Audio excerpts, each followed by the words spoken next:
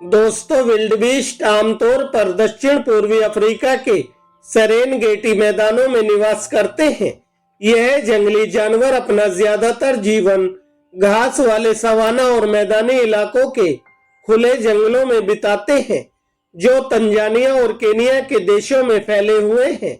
हर साल 1.5 मिलियन से ज्यादा विल्डबीस्ट एक विशाल लूप में प्रवास करते हैं। बरसात के मौसम के अंत में उत्तर पश्चिम में होने वाले वार्षिक प्रवास को प्राकृतिक दुनिया के 7 आश्चर्यों में से एक माना जाता है, जबकि हरे भरे चारागाहों की तलाश खतरे से खाली नहीं होती है। विल्डबीस्ट का प्रवास मार्ग कई नदियों को पार करता है, जिनमें से ज्यादातर विशाल नील मगरमच्छों से भरी हुई हैं। विल्डबीस्ट अपना घर जंगलों और घास के मैदानों में बनाते हैं। ये ज्यादातर पूर्वी अफ्रीका के विभिन्न हिस्सों में रहते हैं। इसमें केनिया और सेरेनगेटी तंजानिया शामिल है। अफ्रीका के दक्षिणी भाग में विल्डबीस्ट दक्षिण अफ्रीका ऑरेंज नदी के पास रहते हैं। यह जानवर बबुल के सवाना में रहना ज्यादा पसंद करता है। मिट्टी की नमी के कारण घास तेजी से बढ़ती है और चरते समय खाने के लिए प्रचुर घास खोजने के लिए यह बहुत अच्छी होती है। हालांकि विल्डबीस्ट आमतौर पर एक दूसरे के साथ रहते हैं। ये अस्थायी रूप से मैदानी इलाकों में मिलने वाले जेब्रा के साथ भी रहने के लिए जाने जाते हैं। ऐसा इसलिए है क्योंकि जेब्रा घास की ऊपरी परत को खा जाते हैं ताकि जंगली जानवर नीचे तक पहुंच सके। दोस्तों, विल्डबीस्ट सींग वाले हिरणों की बिरादरी का जानवर है। यह बोविडी कुल का प्राणी है, जिसमें 12 सींगा मवेशी, बकरी और कुछ अन्य सम उंगली सींग वाले खुरदार प्राणी होते हैं। विल्डबीस्ट प्रजाति में 2 जातियां समाविष्ट हैं और यह दोनों ही अफ्रीका के मूल निवासी हैं, काला विल्डबीस्ट और नीला विल्डबीस्ट। दोस्तों, जीवाश्म सबूत बताते हैं कि यह दोनों जातियां लगभग 10 लाख साल पहले विभाजित हो गई थीं, जिसके कारण उत्तरी नीला विल्डबीस्ट तथा दक्षिणी काला विल्डबीस्ट जातियां अलग अलग हो गई थीं। नीली जाति में अपने पूर्वजों से शायद ही कोई बदलाव आया है, जबकि काली जाति को खुद को खुले मैदानों के अनुरूप ढालना पड़ा है। ब्लू और ब्लैक विल्डबीस्ट में सबसे मुख्य अंतर अलग अलग सींगों का कौवा और उनकी चमड़ी का रंग होता है। नीला विल्डबीस्ट बोब्स्टेक में बड़ा होता है। नरों में नीला विल्डबीस्ट कंधे तक 150 सेंटीमीटर ऊंचे होते हैं, जबकि काला विल्डबीस्ट 115 सेंटीमीटर तक ऊंचे होते हैं। ब्लू विल्डबीस्ट गाढ़े सिलेटी रंग का धारीदार होता है, लेकिन कभी कभी क्राउन ब्लू रंग का भी होता है। ब्लैक विल्डबीस्ट भूरे रंग के बाल वाला होता है और इसकी आयाल क्रीम से लेकर काले रंग का होता है और पूंछ क्रीम के रंग की होती है। नीला विल्डबीस्ट विभिन्न प्रकार के मैदानी इलाकों और खुले मैदानों में रहता है, जबकि जंगल में ब्लैक विल्डबीस्ट खुले मैदानों में रहता है। दोस्तों, विल्डबीस्ट सहारा के दक्षिण में अफ्रीका के कुछ हिस्सों के मैदानी इलाकों और खुले जंगलों में निवास करते हैं। काला विल्डबीस्ट महाद्वीप के सबसे दक्षिणी भागों का मूल निवासी है। यह 1350 और 2150 मीटर के बीच की ऊंचाई पर खुले मैदानों, घास के मैदानों और कारू झाड़ियों, दोनों खड़ी पहाड़ी क्षेत्रों और निचली लहरदार पहाड़ियों में रहता है। अतीत में यह शुष्क सर्दियों के मौसम के दौरान राजमार्ग के समशीतोष्ण घास के मैदानों और बारिश के दौरान शुष्क कारू क्षेत्र में निवास करता था।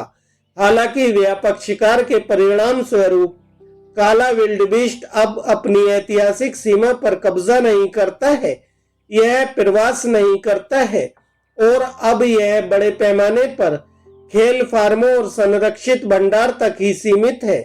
नीला विल्डबीस्ट पूर्वी और दक्षिणी अफ्रीका का मूल निवासी है। इसकी सीमा में Kenya, Tanzania, Botswana, Zambia, Zimbabwe, Mozambique, दक्षिण अफ्रीका और अंगोला शामिल है। यह अब मालवी में नहीं पाया जाता है, लेकिन नामीबिया में इसे सफलतापूर्वक दोबारा प्रस्तुत किया गया है। नीला विल्डबीस्ट मुख्य रूप से झाड़ियों से ढके बबुल सवाना की सीमा से लगे छोटे घास के मैदानों में पाए जाते हैं, जो ना तो बहुत गीले और ना ही बहुत सूखे क्षेत्रों में पनपते हैं। ये ऐसे आवासों में पाए जा सकते हैं जो घने झाड़ियों वाले अत्यधिक चराई वाले क्षेत्रों से लेकर खुले वुडलैंड बाढ़ के मैदानों तक अलग होते हैं। पूर्वी अफ्रीका में नीला विल्डबीस्ट जनसंख्या और बायोमास दोनों में सबसे प्रचुर बड़े गेम प्रजाति है। यह तंजानिया में सेरेनगेटी नेशनल पार्क, केनिया में मासाई मारा नेशनल रिजर्व और जाम्बिया में लिबुआ प्लेन नेशनल पार्क की एक उल्लेखनीय विशेषता है। सभी विल्डबीस्ट प्रवासी नहीं होते हैं।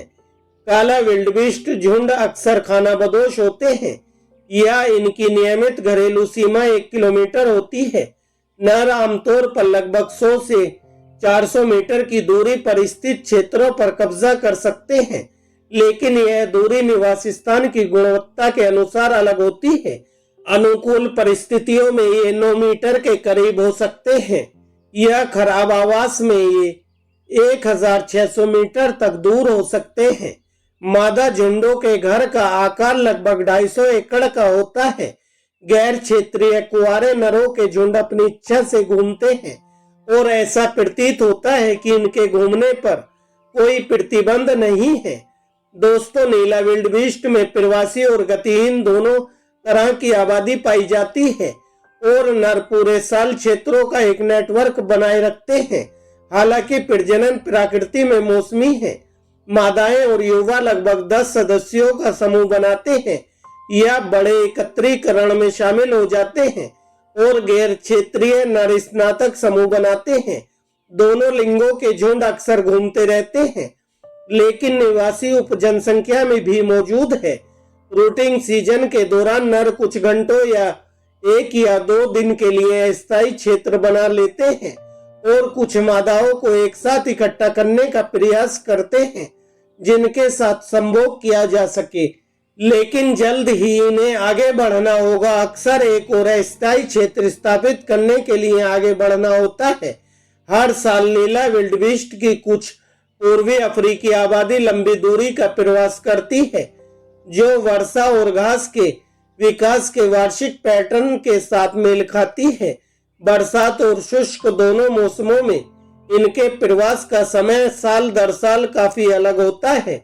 गीले मौसम के अंत में सतही पीने योग्य पानी की कमी के कारण जंगली जानवर शुष्क मौसम वाले क्षेत्रों में चले जाते हैं।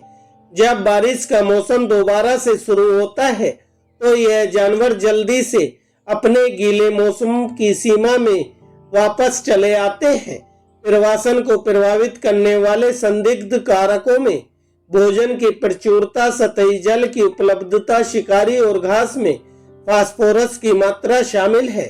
फास्फोरस सभी जीवन रूपों के लिए एक महत्वपूर्ण तत्व है, विशेष रूप से स्तनपान कराने वाली मादा बोविड्स के लिए। परिणाम स्वरूप बरसात के मौसम के दौरान जंगली जानवर ऐसे चारागाह क्षेत्रों का चयन करते हैं जिनमें फास्फोरस का स्तर विशेष रूप से ज्यादा होता है। एक अध्ययन में पाया गया है कि फास्फोरस के अलावा विल्डबीस्ट अपेक्षाकृत उच्च नाइट्रोजन सामग्री वाली घास वाली श्रेणियों का भी चयन करते हैं। समय समय पर यात्रा करने के कारण विल्डबीस्ट ना तो क्वार्टर पार्टिकल्स करते हैं और न ही किसी तय क्षेत्र की रक्षा करते हैं। विल्डबीस्ट का जन्म काल तब शुरू होता है जब नर से लेकर छोटे मोटे क्षेत्र स्थापित होकर मादाओं को रिझाने की कोशिश करते हैं। यह छोटा क्षेत्र करीब 300 वर्ग मीटर तक का होता है और 1 वर्ग किलोमीटर में 300 वर्ग मीटर तक हो सकता है। नर इन इलाकों के अन्य नरों से रक्षा करने के साथ साथ मादाओं को रिझाने का प्रयास करते हैं। नर मादाओं को रिझाने के लिए हुंकार भरते हैं और विशिष्ट प्रदर्शन भी करते हैं। अमूमन यह वर्षा ऋतु के अंत में समायोग करते हैं जब जानवर सबसे स्वस्थ होते हैं। तो दोस्तों, यह थी विल्डबीस्ट जानवर के व्यवहार के बारे में रोचक जानकारी जो मैंने आपके साथ शेयर की। अगर आपको यह वीडियो अच्छी लगी हो तो वीडियो को लाइक करें, हमारे चैनल को सब्सक्राइब करें। धन्यवाद दोस्तों।